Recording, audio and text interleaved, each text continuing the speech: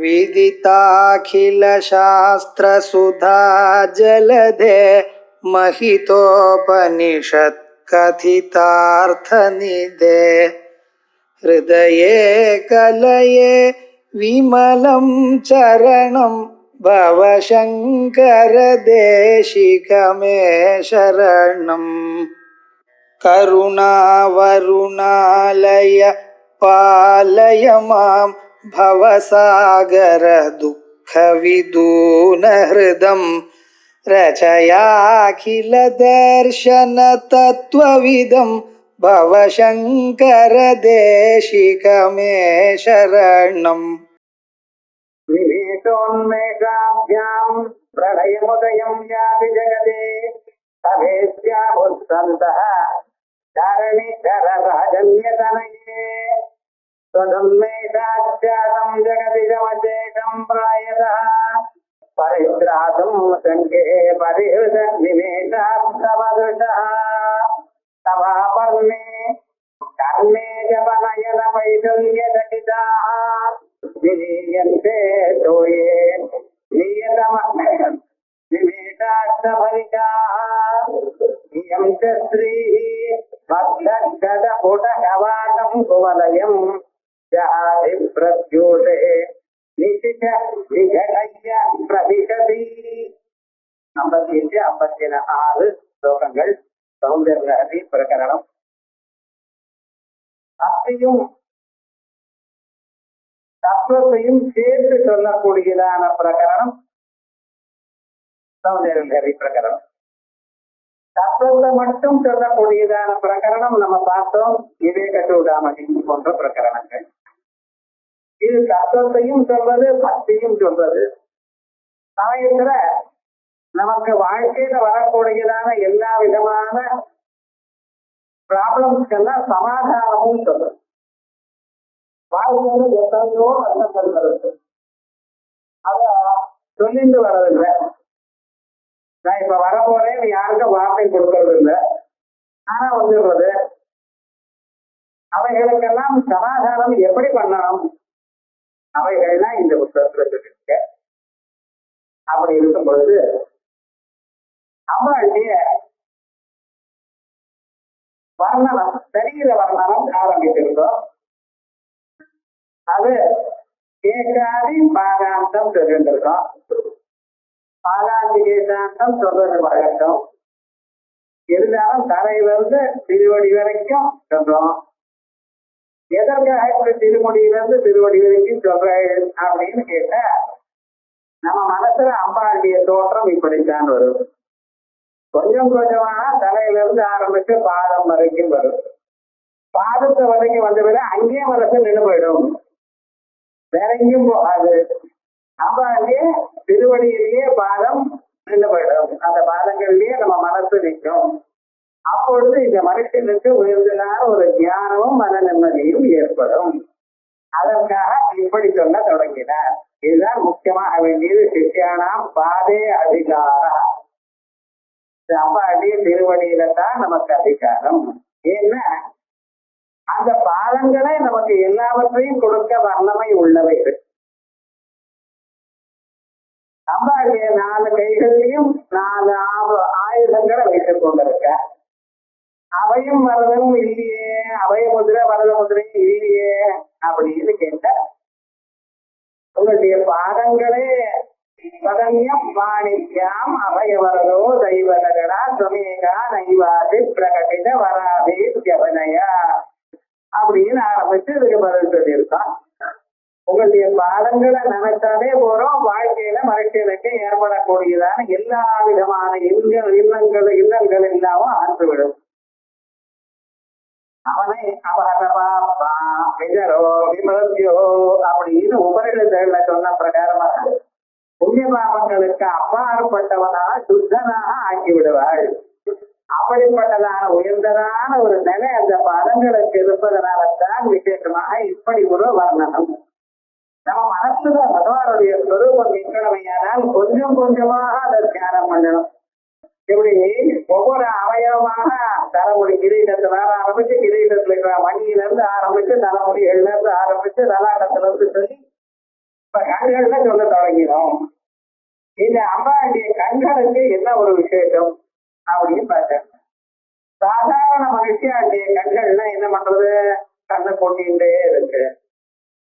அது இல்லாத போல நல்லா இருக்காது. கண்ணை கொட்டலைன்னா நல்லா இருக்காது, மனுஷன் இருக்கு.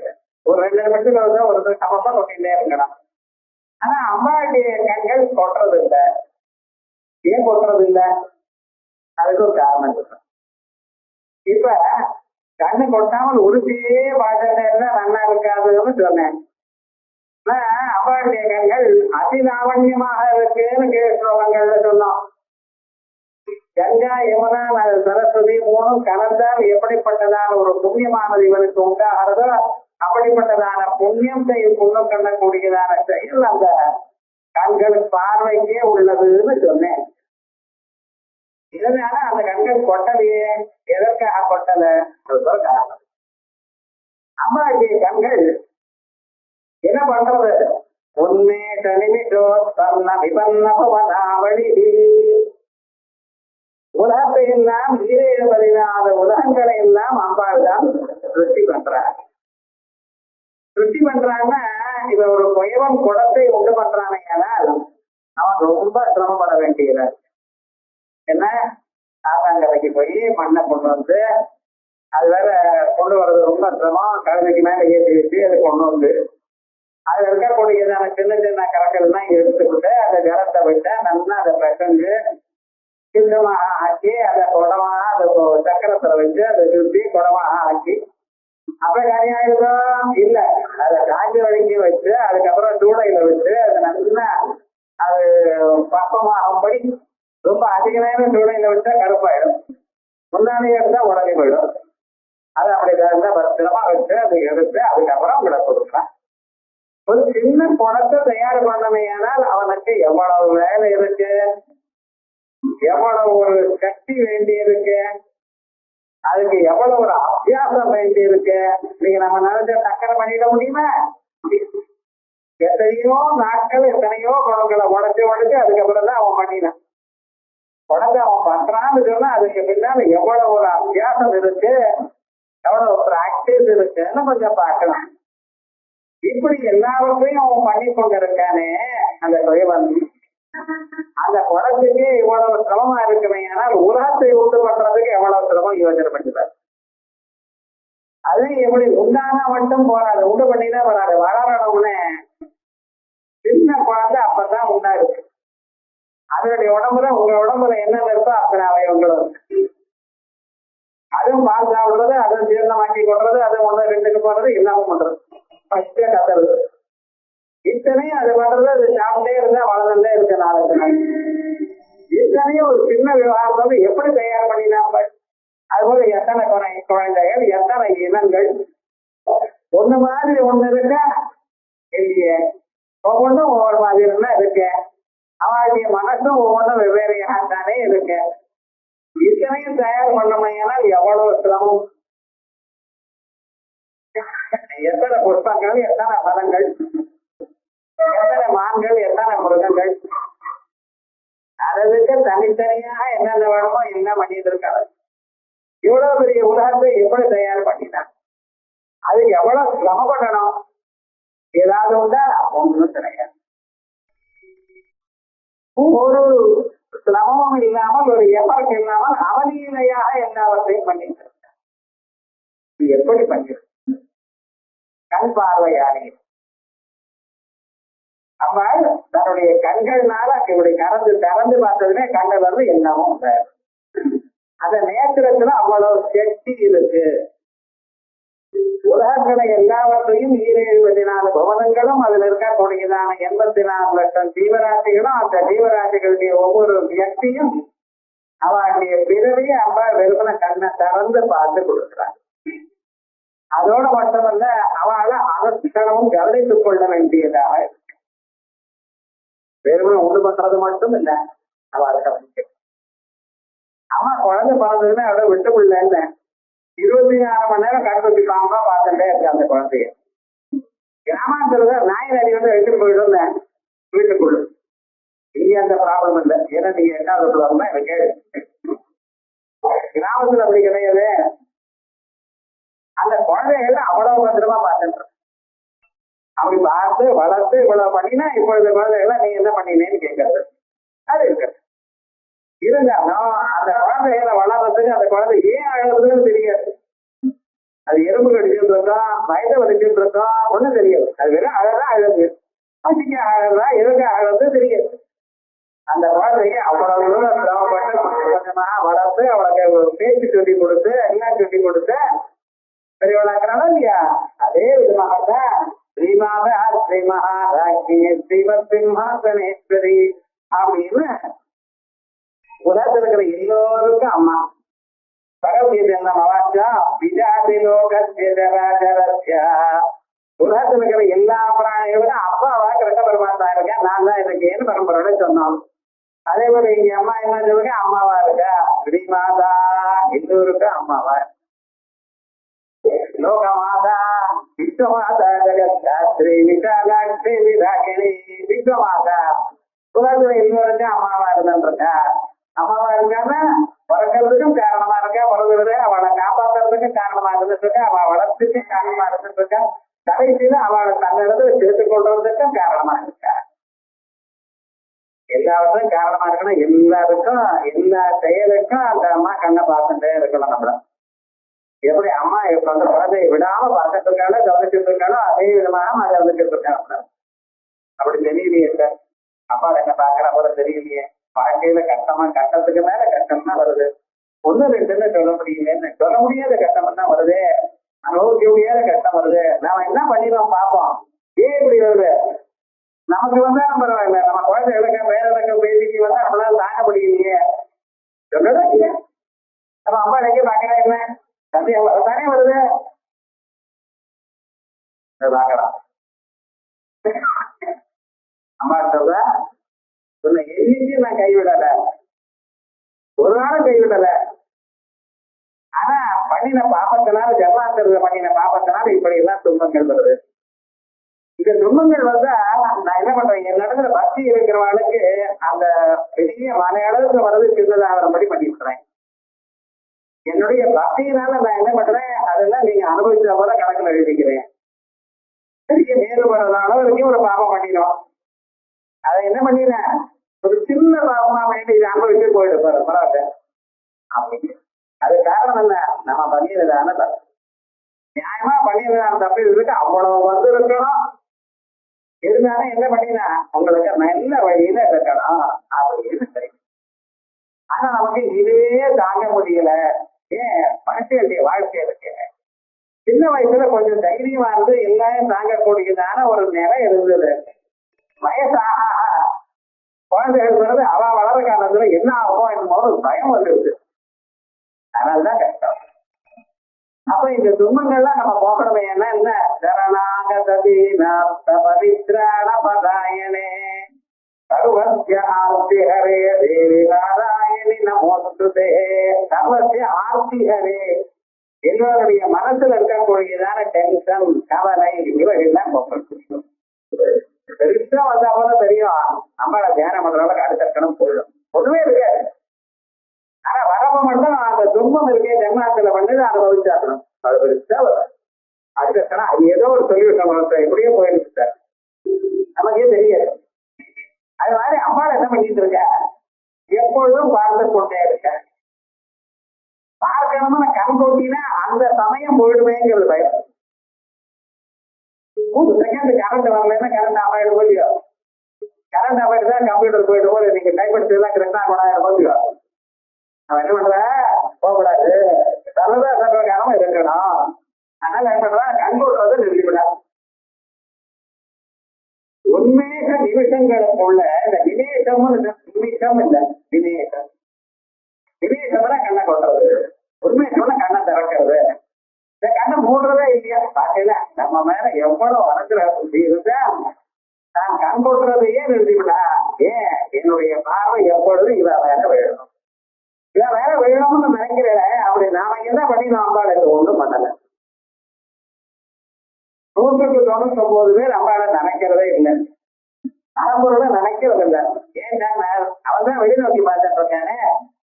பராஞ்சிகானித்யதிருணத்வயம் தஸ்மாத் பராத்மத்யதினாந்தராத்மன்.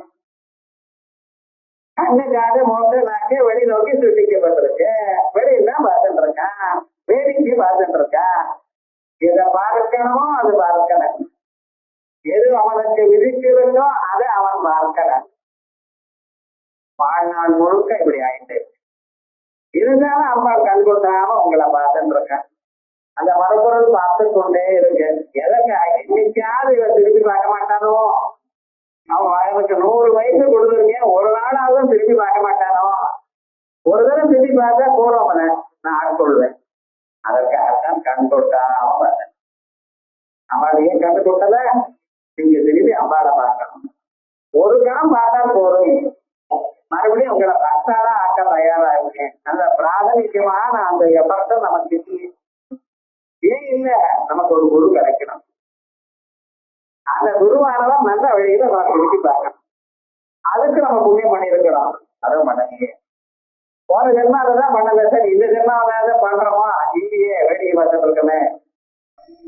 அப்ப ஒரு சத்சங்கம் கிடைச்சு என்னைக்கு இவன் திரும்புவானோ அன்னைக்கு அது ஏற்படும்.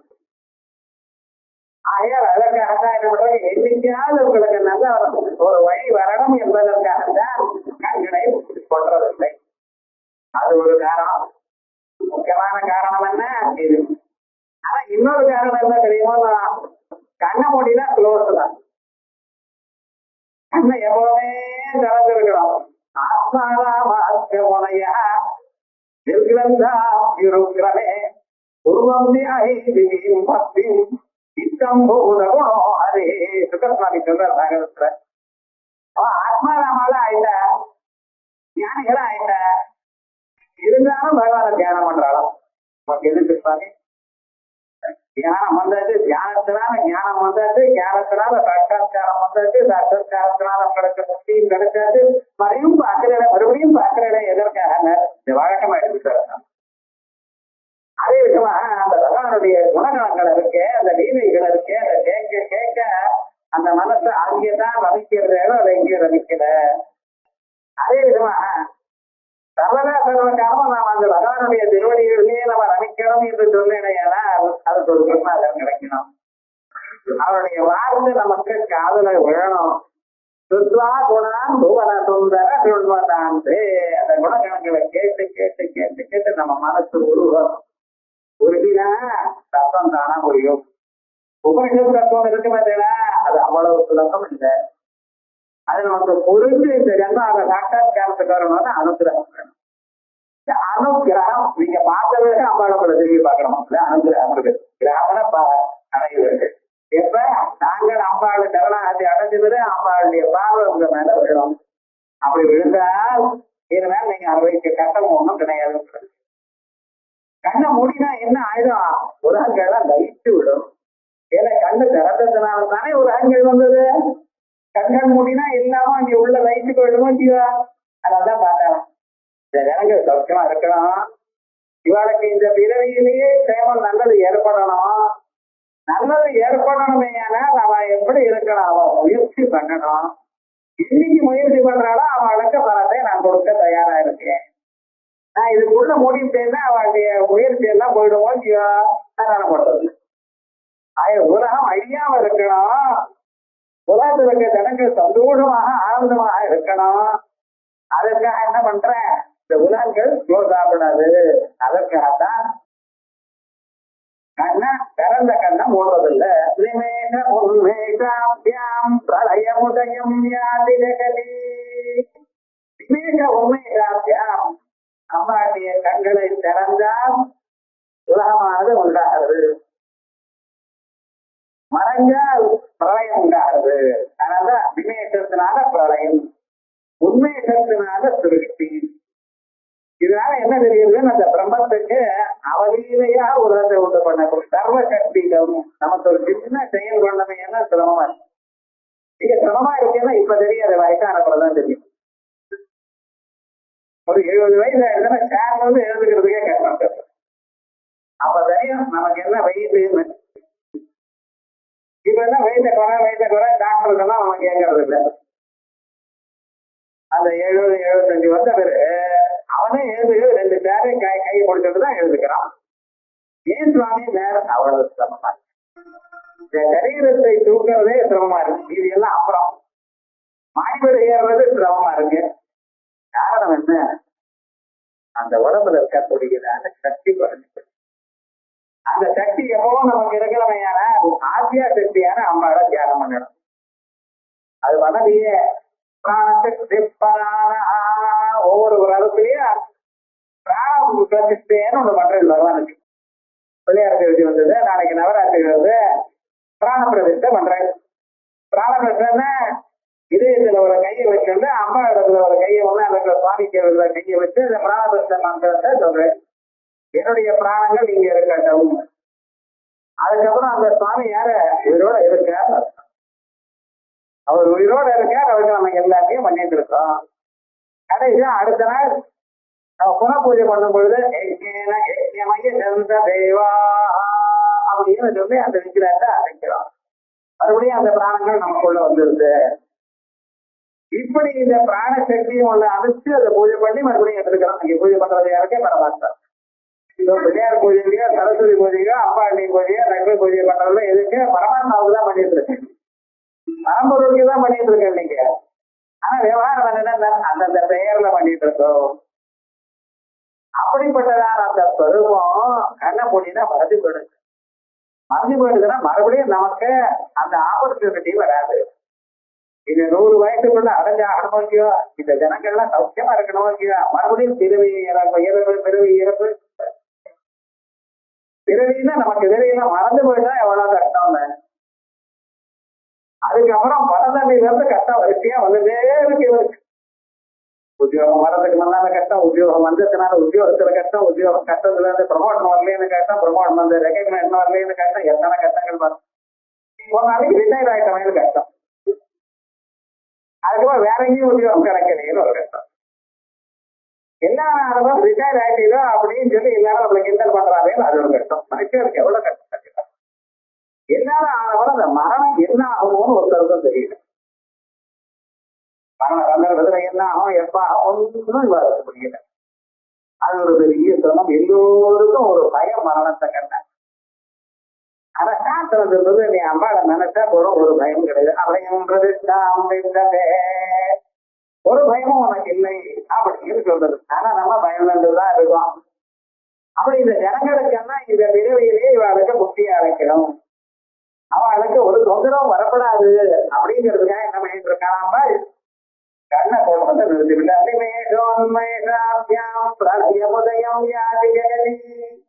கண்ணை திறந்தால் உலகங்கள் உண்டாச்சு, கண்ணை மூடினா உலகங்களுக்கு எல்லாம் பிரளயம் உண்டாயிடும்.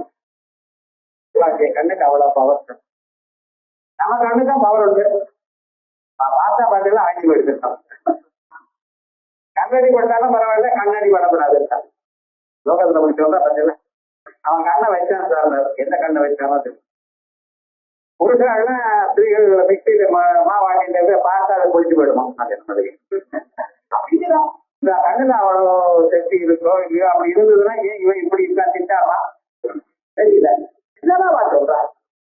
அது கண்கள்ல ஏதோ விசித்தமான சக்தி இருக்குங்கிறது ஆபாமர ஜனங்கள் எல்லாருக்கும் தெரியறதோ இல்லையா? சில பேர் பார்த்தா ஒரு பிரச்சாரம் அது தெரிஞ்சதுக்காரு கண்ணுல ஏன் அவ பாக்குற தீரே பார்த்தாலே போதும் ஒரு மாதிரி. அதுக்கு என்ன பகவத் தியானம் அப்பதான் தெரியும். அயல் அம்பாள் என்ன பண்ணினானா, நான் கண்களை மூடினேன்னா உலகங்கள் அழிந்து விடும். உலகங்கள் அழிந்து விட்டால் அவளுக்கு கொடுத்ததான ஒரு சந்தர்ப்பம் கெட்டு போயிடும். 100 வயதுக்குள்ள அவ ஒரு குரு அடையணும், அவருக்கு தத்துவத்தை கேட்கணும், அந்த கேட்டதான தத்துவத்தை நமதாக ஆக்கிக் கொள்ளணும், இந்த ஜென்மாவை முக்கியம் பெறணும். அதுக்காக உபாசனா மார்க்கங்கள், கர்ம மார்க்கங்கள், ஞான மார்க்கங்கள் எல்லாம் இருக்கு. பக்தி மார்க்கம் விசேஷமா இருக்கு. பக்தி மார்க்கத்தை வளர்றதுக்காகத்தான் பகவத் ராமார்க்கு ஆரம்பிச்சு வரல நெல்பா இருக்க எல்லோரும் பண்ணியிருக்க. நாரதர் பக்தி சூத்திரங்களே எழுதியிருக்க. இத்தனைக்கு மேல ஞானமா இருக்கு. அது பக்தி மார்க்கம் வரணுமே ஏன்னா முதல்ல கர்மாக்களை பண்ணணும், சிரத்தையோட இருக்கணும். சிரத்தா பக்தி சேர்ந்துமே அதுக்கப்புறம் ஞானம் வரும். சித்த சுத்தி வரும், ஞானம் வரும். அந்த ஞானத்தினால அந்த தத்துவத்தை நீங்க அறியலாம். ஏன் உங்களுக்கு முடிச்சுதான் இந்த 100 வயசு நடுவுல நான் கட்ட போட்டேன்னா என்னால உங்களுக்கு கட்ட போயிடுவோம் இல்லையா? அதனால என்ன பண்றது, எல்லாரும் உலகங்களை அழிக்காம இருக்கலாம், அழியாம இருக்கலாம். அவ எல்லோருக்கும் இந்த சந்தர்ப்பம் கிடப்படாது. அதுக்காக என்ன பண்றது, அன்னிமே பிரளயமுதயம் யாது ஜெகதி தவா ராஜன்யதனையே அப்படின்னு சந்தா நல்ல ஒரு தத்துவர்கள் சொல்றாங்க. யாரு? வியாசர், வசிஷ்டர், மனு, யாக்கியவல்யர், இப்படிப்பட்டதான மகான்கள் எல்லாம் தத்துவத்தை அறிந்ததான மகான்கள்லாம் அவளுடைய ஸ்ருதிகள்ல இப்படி சொல்லியிருக்கார். அவளுடைய கண்களை மூடினால் பிரளயம் ஏற்படும், கண்களை திறந்தால் மறுபடியும் ஒரு அர்த்தம். அதனால்தான் லட்சிய கோட்யண்ட நாயிகா. ஒரு அண்டமும் இதுன்னா 16 புவனங்கள், மேல 7 லோகங்கள், கீழே 6 லோகங்கள், எல்லாம் சேர்த்து இத்தனை லோகங்கள். இந்த 14 லோகங்களும் சேர்ந்து ஒரு அண்டமா. அது போல 1,00,000 கோடி அண்டங்கள் ஒரு சமயத்துல சுத்தி சென்றிருக்கலாம். பண்ண முடியும். என்ன சக்தி பார்த்தீங்களா? ஒரு சின்ன பொருள் ஒரு ஆர்டிகல் எழுதணும்னு நீங்க என்ன வருஷப்படுற, ஒரு பாட்டு பாடணும், அதுக்கு முன்னால 1/2 மணி நேரம் தொண்டை சரி பண்ணிட்டு ஒவ்வொன்றுக்கும். ஆனா என்ன ஆச்சு, கண்ணை திறந்தா சொட்டி ஆயிடுது இத்தனை உலகங்கள். அதை கண்ணை மூடினா இதா ஆயிடுவோம் ஜனங்களுக்கு அப்படின்னு பயந்துட்டு பண்ணாங்க.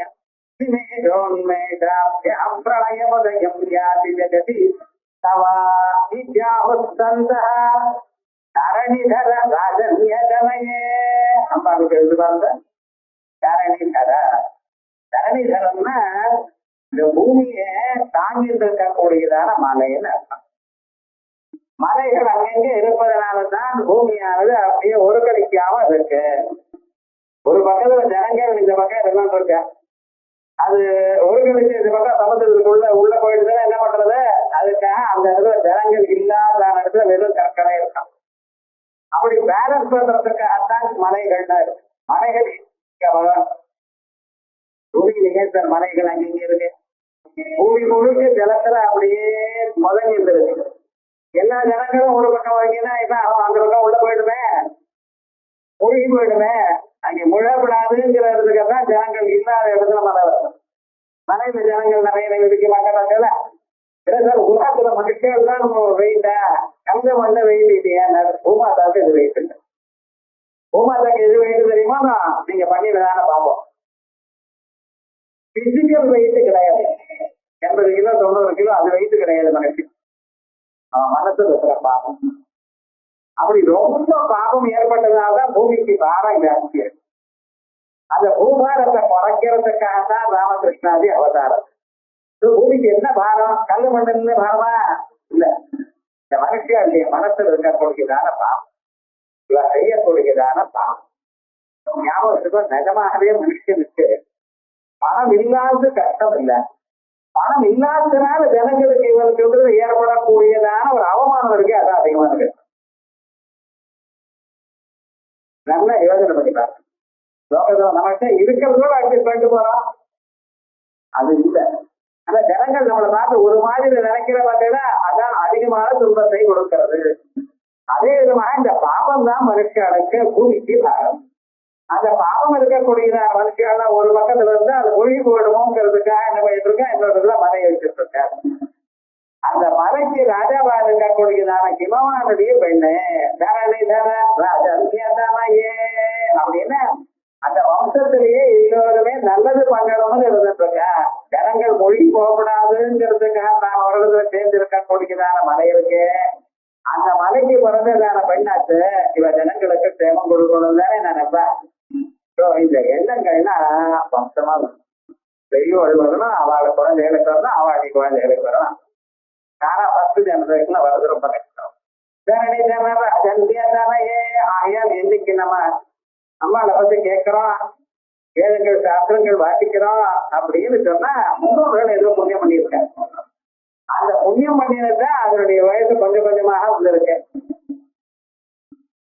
அது இல்லாமல் நல்ல வாசனை எல்லாம் நம்ம அனுப்பிச்சுட்டு நம்ம நல்லது பண்ணலைன்னா என்ன ஆயிடும்னு அடுத்த ஜெனரேஷன் கெடுதலாம்.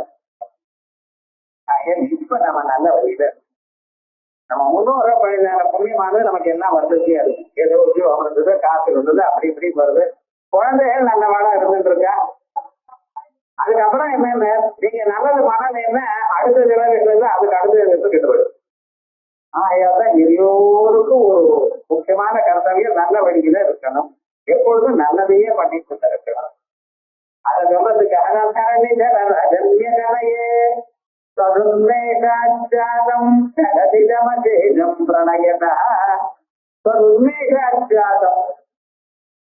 தங்களுடைய கண்ணு திறந்ததுனால உலகங்கள்லாம் உண்டாச்சு. உலகங்கள் எப்படி உண்டாச்சு? நம்ம அடைய பார்வையால் உண்டாச்சு. வேதாந்தங்களை சொல்லும் பொழுது திருஷ்டி திருஷ்டிவாதம் மட்டும் பார்த்ததுனால உலகம் உண்டாச்சு. உலகங்கள் நிஜமா இருக்கணும் இல்லை, நீங்க பார்த்து கண்ணை திறந்தே உலகம் உண்டாச்சு. கண்ண முடிதான் போயிடும். உலகங்கள்லாம் திருஷ்டியினால சிருஷ்டிக்கப்பட்டது. அதே போல அம்பாட்டிய திருஷ்டியினால சிருஷ்டிக்கப்பட்டது என்னன்னு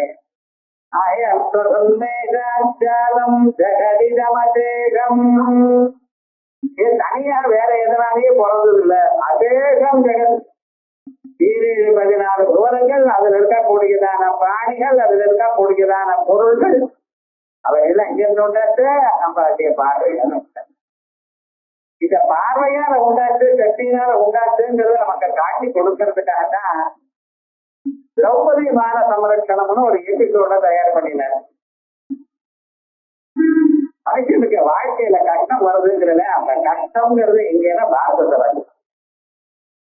என்ன பண்ணுவான்? நான் பிறந்தது நெருப்புல இருந்து பிறந்தான், வேற ஏதாச்சும் தான் வேணுமா திரௌபதி. யாருக்கு வாக்கப்பட்ட? அர்ஜுனனுக்கு வாக்கப்பட்ட. உலகத்திலேயே வில்லாடின்னு சொன்ன பார்த்தையே அப்படி அந்த பாண்டவாளுக்கு வாக்கப்பட்ட. உலகத்துல யாரு சொன்னாலும் நல்லவள்னு சொன்னா நல்லவாழ்ல பாண்டவாள் தான் சொல்லலாம், வேற யாரும் இல்லை. எல்லோரும் சொல்றோம் அவள்தான். பகவானுடைய அனுகிரகமே அவளிடத்துலதான் இருந்தது. ராஜாவுக்கு பொண்ணா பிறந்த இடமும் ரொம்ப நல்ல இடம், நெருப்புல பிறந்த சுத்தம் ஆனவள் எல்லாமும் ஆச்சு. அது இதுல என்ன ஆச்சுன்னு அவ பண்ணியதான தப்புனால ராஜ்யம் போயிட்டு அவளுடைய மானமும் போகும்படியான ஒரு சந்தர்ப்பம் தான் வந்தது. அந்த சந்தர்ப்பத்துல 5 பேர் இருக்க, அவையில் அத்தனை பேர் இருக்கான்னு பீஷ்மர் துரோணர் அத்தனை பேர் இருக்கா. ஆனா எல்லாரும் வாய முடியல. ஏன் வாய முடியல? துரியோதனுக்கு பயப்படல. நாம ஏதோ கதையை தப்பா நடந்துட்டு இருக்கோம். துரியோதனுக்கு பயந்துட்டா பீஷ்மர் சொன்னார். பீஷ்மர் யுத்தம் பண்ணா துரியோதன் நிற்பார. துரோணர் எதிர்க்க வந்திருந்தானா துரியோதன் நிற்பான? ஏன் பண்ணலவா? அவளுக்குள்ள மனசுல ஒண்ணு இருக்கு. தர்மராஜா ஒரு காரியத்தை பண்ணா அது ரைட்டா தான் இருக்கும். தர்மராஜா எழுந்து தப்புன்னு சொல்லலைன்னா அது தப்பா இருக்க தப்புன்னு நம்ம சொல்ல முடியாது. அந்த அளவுக்கு ஒரு நம்பிக்கை வருது. தர்மராஜா ஒன்னும் வாய கொண்டு இருக்காரு. ஏன்னா இப்படிப்பட்டதான் சந்தர்ப்பத்தில் நம்ம பேசக்கூடாது. அந்த சந்தர்ப்பத்துல துஷாசனன் புடவை இழுக்கும் பொழுது மானம் போடுச்சுன்னா அவன் வருவான். காசு போனா வரும், மீது எது போனாலும் ஒரு மானம் போனா வருவான். என்ன பண்றது?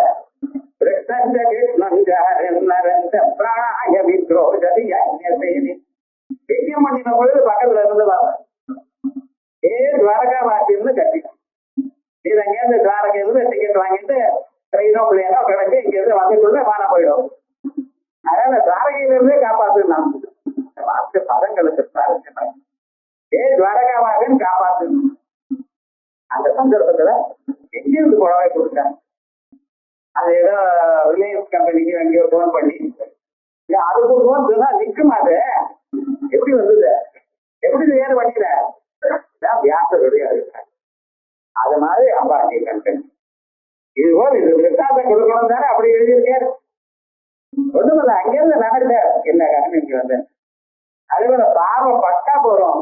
ஆஸ்தே தேசிக நிறம் நிலவையிலே கருணா அந்த குருவனுடைய பாதம் இருந்தா போதும், அவருடைய கண் பார்வை வேலை பண்ண போதும் அப்படின்னு அதுக்காக. அதே போல குருரூபேஸ்லாம் நமாமி காமாட்சி, குருரூபமா இருக்கக்கூடியதான அம்பாண்டிய பாவம் நேரப்பட்டா போதும் எல்லாம். ஆகையால் என்ன ஆச்சு?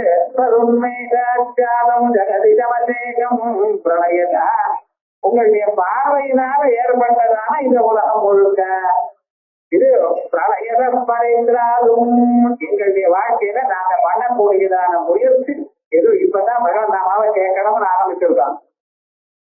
கேட்கணும், மந்திரத்தை கட்டிக்கணும், தேவத்தை அடையணும், வேதாந்தங்களை வாசிக்கணும்.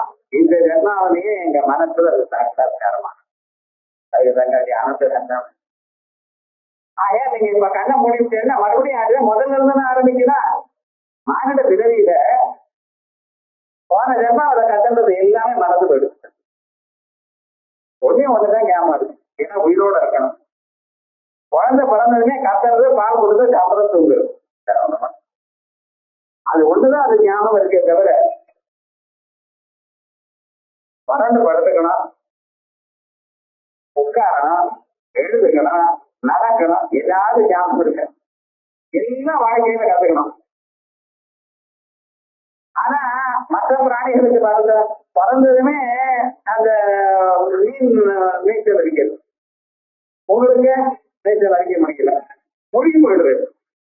ஏன்னா 6 அறிவு இருக்கு. நான் எது உங்களுக்கு சுலபமா வந்தது சொல்லுங்க பாக்க. ஒவ்வொன்றும் கஷ்டப்பட்டு தானே மனுஷன் வாழ்க்கையில கத்துட்டான். போன ஜென்மா நம்ம கத்துன்றதுலாம் அப்படியே நமக்கு இருக்கணும். ஏன்னா பிறக்கிறப்ப நம்ம இன்டெலிஜென்டா இருக்கணும். அதனாலதான் இந்த மாநில பிறவிங்கிறது இதுக்கு சில அட்வான்டேஜ் இருக்கு, சில டிஸ்அட்வான்டேஜ். ஆனா இந்த ஒரு பிறவியில தான் நீங்க அம்மாவை பார்க்க முடியும். மற்ற பிறவிகள் ரொம்ப கஷ்டம். ஏதோ 1000 குறைக்கான யானை இல்ல, ஒரு யானை என்ன பகவான பிரார்த்தனை பண்ணிட்டு மற்ற யானை எல்லாம் என்ன பண்ணிட்டு. ஆனா மனுஷங்கள ஒவ்வொரு மனுஷனும் பகவான் அடையலாம். அந்த பகவான் காத்துட்டு நீங்க அனுகிரகம் பண்ண நீங்க நினைக்கணும். நினைச்சா வரும் உங்களை ஆட்கொள்றதுக்காக சித்தமா இருக்கார். அப்படிப்பட்டது அந்த மாநில பிறவியில் இவனுக்கு சேமம் உண்டாகணும், இவனுக்கு பிரளயத்தை அடையப்படாது. பிரளயம் வருமையானா இவன் பண்ணினதான முயற்சி போயிடும். குரு உபதேசம் பண்ணினா அதை கேட்டுல அடுத்த இடத்துல பிராணம் விட்டான். இதெல்லாம்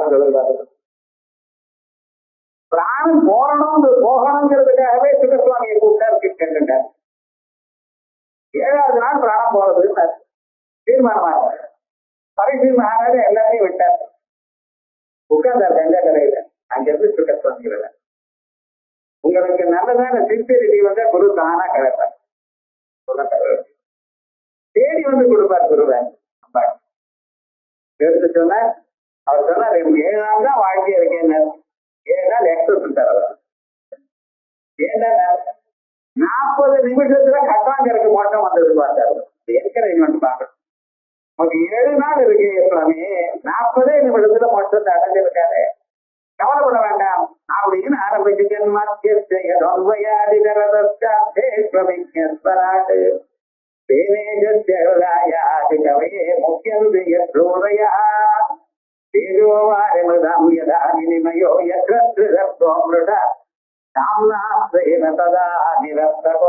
சத்தியம் பலம் தீமகி அப்படின்னு ஆரம்பிச்சு அதை கொடுக்க சொன்ன.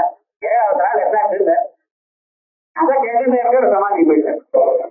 பாம்பு வந்தது கிடைச்சது, உடம்பெல்லாம் எழுதி போயிட்டு கிரெட்டா கூட அப்படி சாப்பிட போயிட்டார். சரீரத்துக்கு தானே வரலாம், அவர் பாட்டுக்கு ஆனந்தமா இருக்கார். அப்படி ஒரு விருந்ததான ஒரு நிலைமை. நான் ஏதோ முயற்சி பண்ணினா அந்த முயற்சி பாதியிலே அடைஞ்சு போச்சுன்னு இருக்கக்கூடாது. பகவான நம்பினவாழ அம்பாளை நம்பினவாளுக்கு அம்பாளுக்கு மோட்சம் வர வரைக்கும் உங்களை விட மாட்டாங்க. நீங்க நமஸ்காரம் பண்ணிடும் இல்லையா, அம்பாளுக்கு ஒரு தடவை நமஸ்காரம் பண்ணிட்டேதான் இல்லையா, அவ்வளவுதான். இது மேல நீங்க கவலைப்பட வேண்டியது இல்லை. அதுக்காகத்தான் அம்மா என்ன பண்ணிருக்கானா, நாங்க கண்ணை மூடுறது இல்லைன்னு கவலை பண்ணிருக்காங்க. அம்மா இருக்கிறா தங்கே பரிசலினே.